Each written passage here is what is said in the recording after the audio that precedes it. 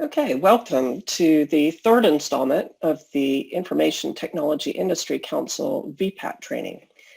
This module covers the Web Content Accessibility Guidelines, or WCAG. I'm Mary Jo Mueller, and I'm the Accessibility Standards Program Manager for IBM. Michelle Van Duzer, who is Senior Accessibility Program Manager for Oracle, is my co-host. In the group of VPAT training modules, this WCAG module is number 3 of 8. Hopefully you've already completed modules 1 and 2, which gives background helpful in understanding the content of this module. So the goals of this module, you'll first learn some of the basics about WCAG, like what it is and who develops it. Then I'll give a brief overview of the WCAG criteria and how they're organized.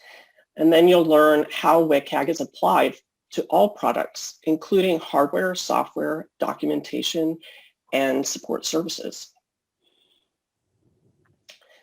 So WCAG, what is it? It is an acronym that stands for the Web Content Accessibility Guidelines, and it's produced in the World Wide Web Consortium, or W3C.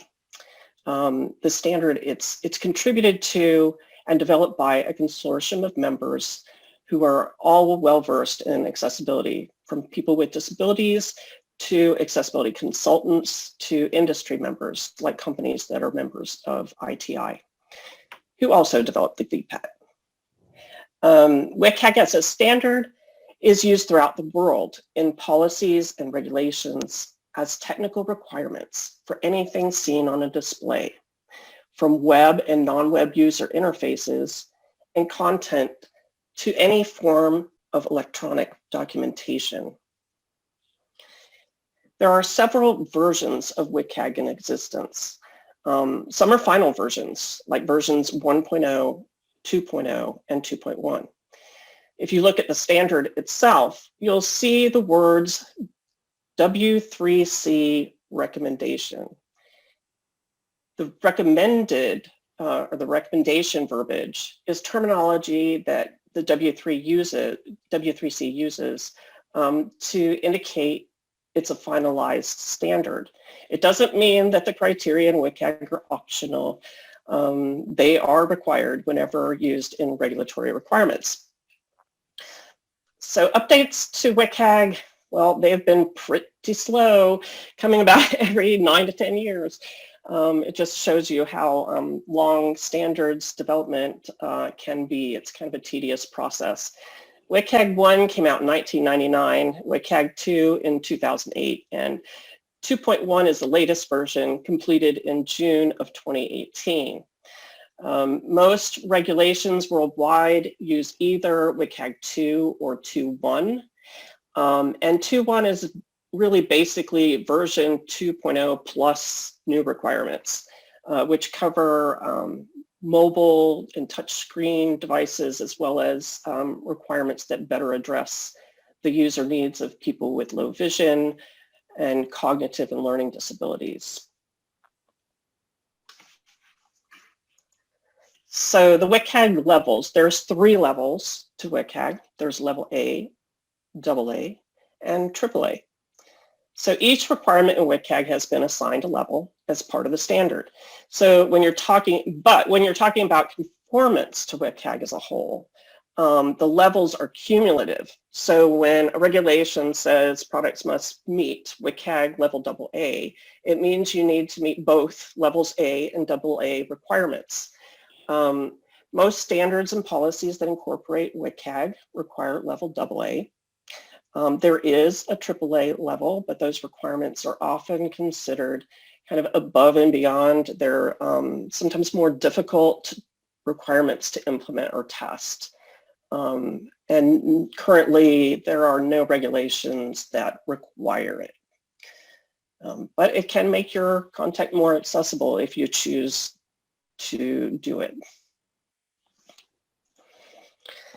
So WCAG POR, I don't know if anybody has heard POR before, but there's it's an acronym that talks about the principles, the major principles that the criteria are divided up in inside of WCAG.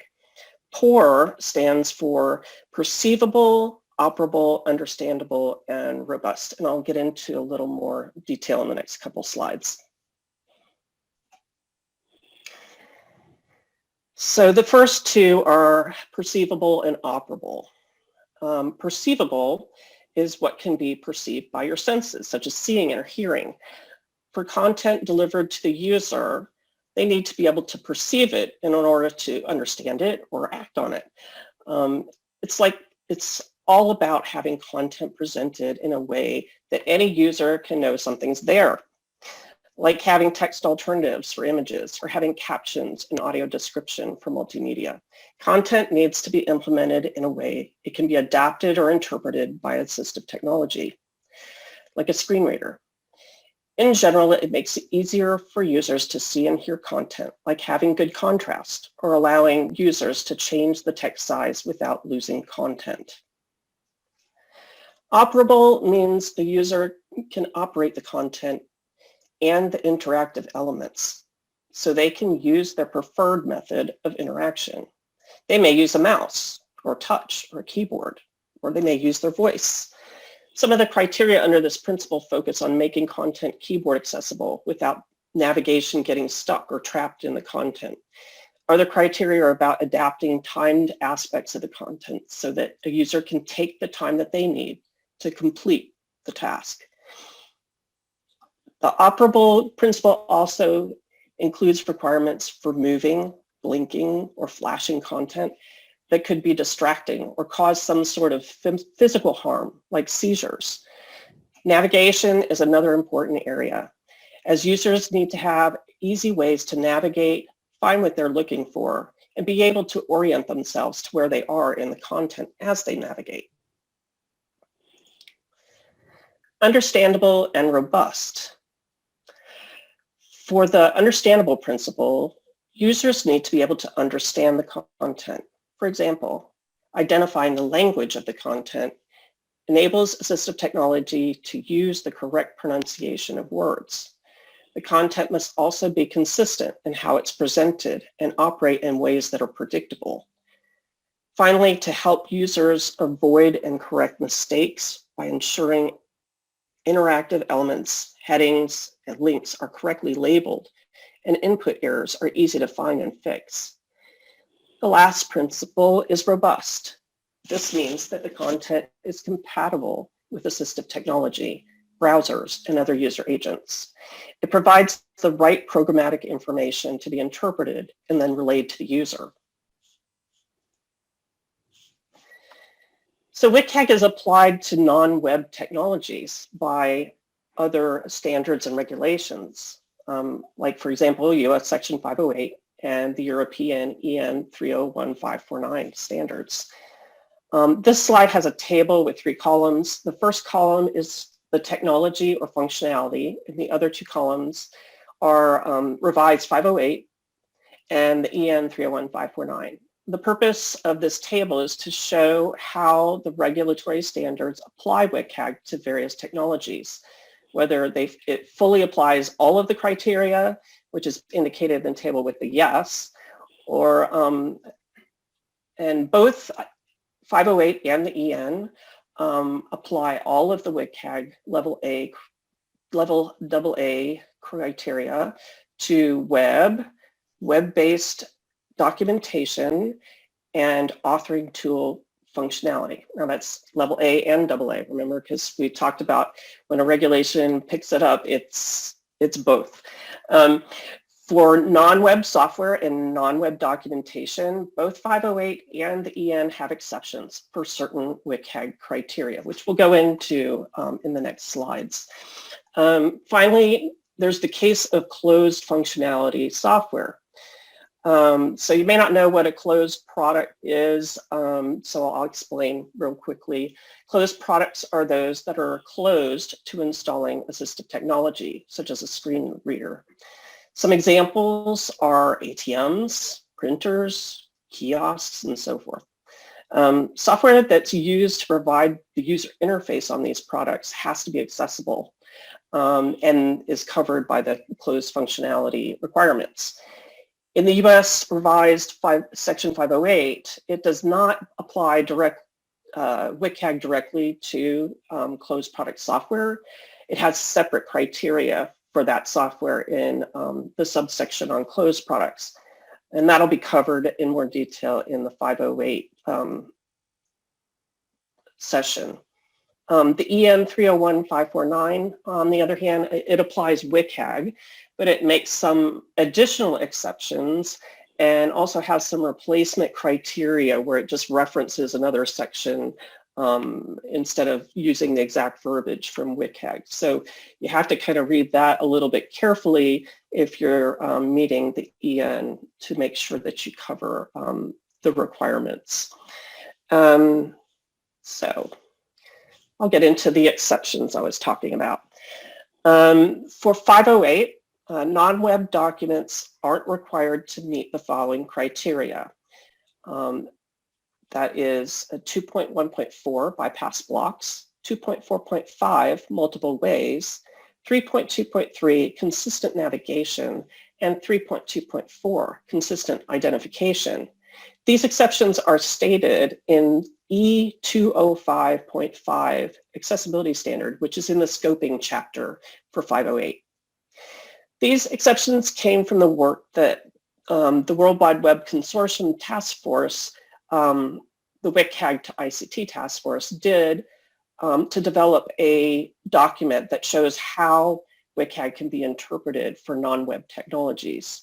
And these criteria were considered problematic and so were accepted.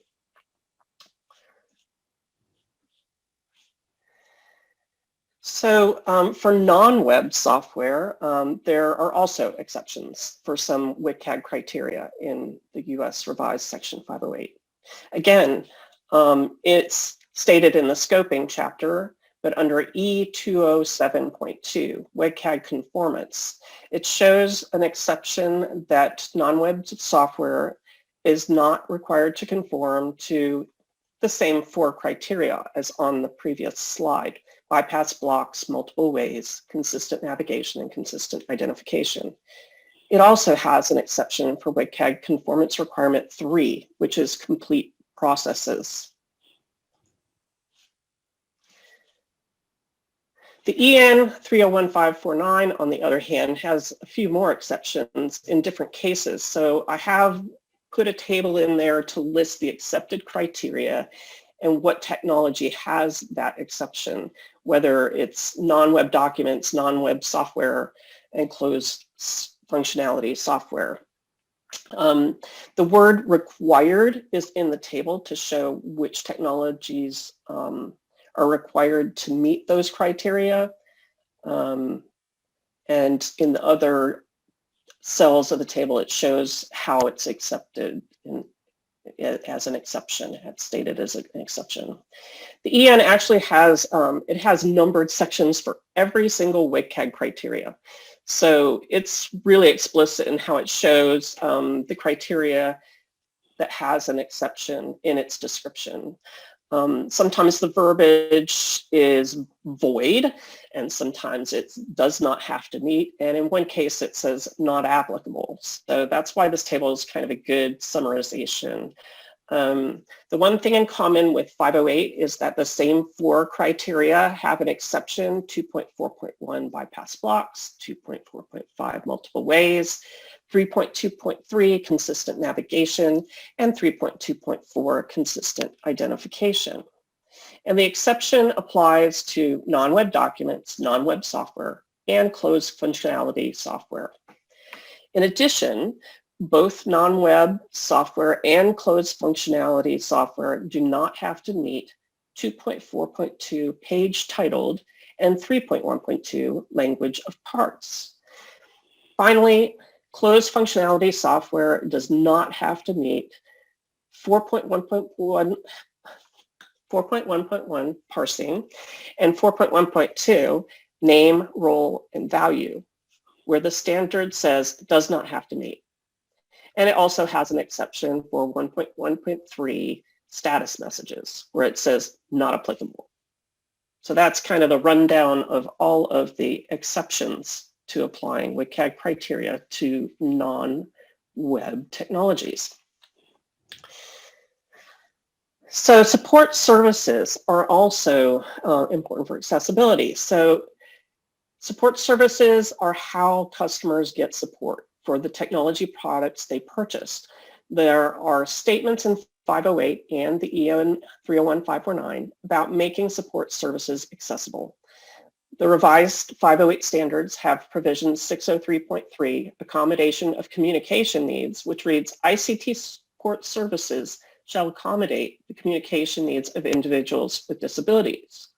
It doesn't specifically call out WCAG conformance, but if you have methods of support like a web-based live chatbot, FAQ, or other electronic form of communication, then you'd certainly want those to be WCAG compliant to provide effective communication. The EN 301-549 also has support services requirement that specifically requires WCAG conformance. It's 12.2.4 accessible documentation, which states documentation provided by support services shall be made available in at least one of the following electronic formats. A web format that conforms to Clause 9, and Clause 9 is the chapter with the web requirements. And B, a non-web format that conforms to Clause 10, which is the chapter of documentation requirements. In the applicable standards and guidelines portion, be sure to indicate yes or no for each of the levels of WCAG 2 and WCAG 2.1. If you're not reporting on WCAG 2.1, you could possibly remove that line from the table or simply answer no to each of the levels for that standard. If you are reporting on WCAG 2.1, be sure to also mark the same levels you're reporting in the WCAG 2.0 row. It's because WCAG 2.1 includes all of WCAG 2.0 criteria. So you might as well get credit for both.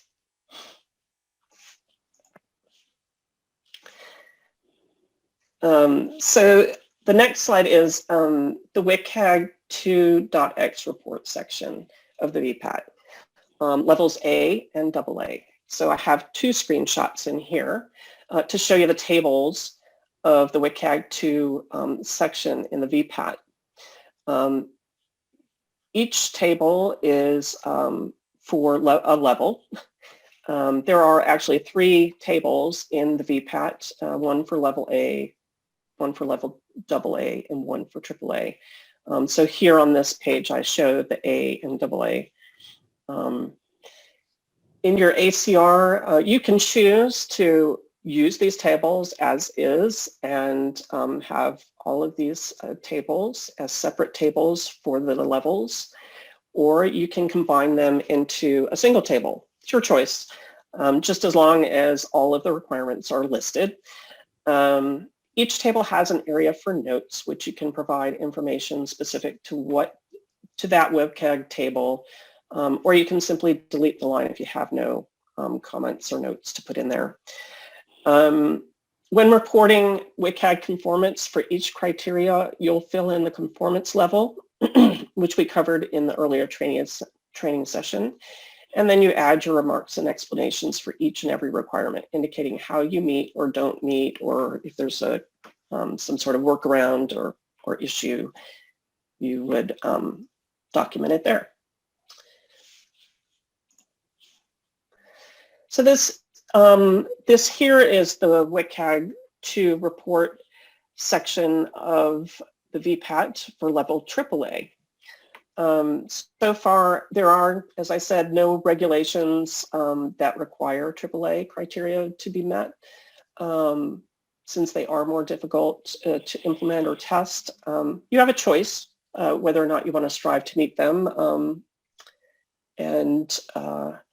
So you have some choices.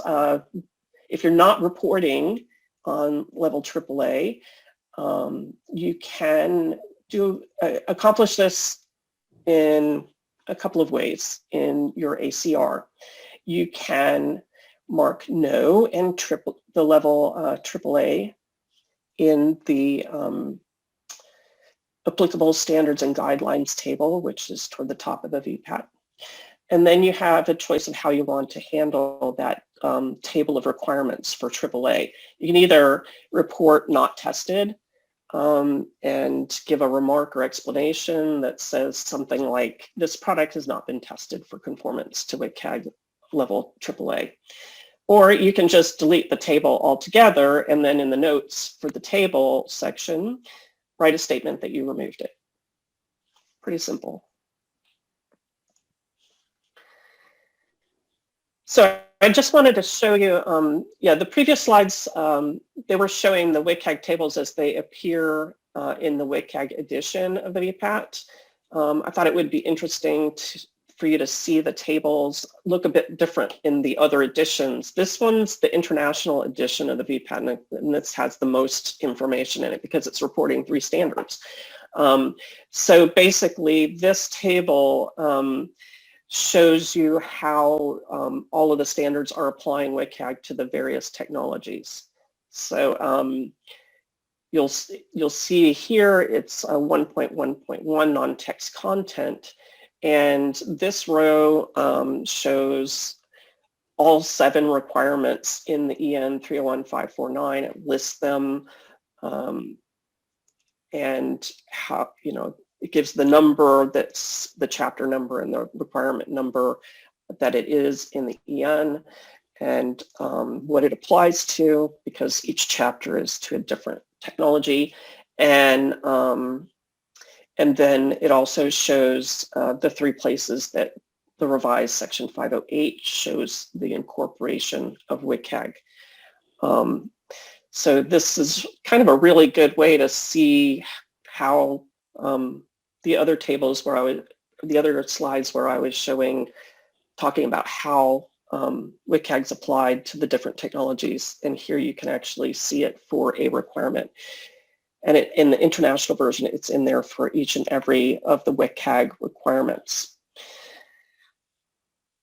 So as far as answering the conformance level and the remarks and explanations for this in the WCAG table, if every aspect of your product is accessible, you could use a single combined answer in the conformance level and in the remarks and explanation column. Or you can break out the different aspects of the product with more individualized answers for each technology type: web, electronic documentation, software, closed functionality software, or authoring tool. And if you don't have some of that functionality, you can remove those, those words that don't apply. Just make sure that you do answer, if you're doing an international version or 508, that you answer for those kinds of aspects where WCAG is required. So there are resources out there for you on WCAG so that you can learn the actual requirements and how to implement them, because this course does not cover that aspect of it.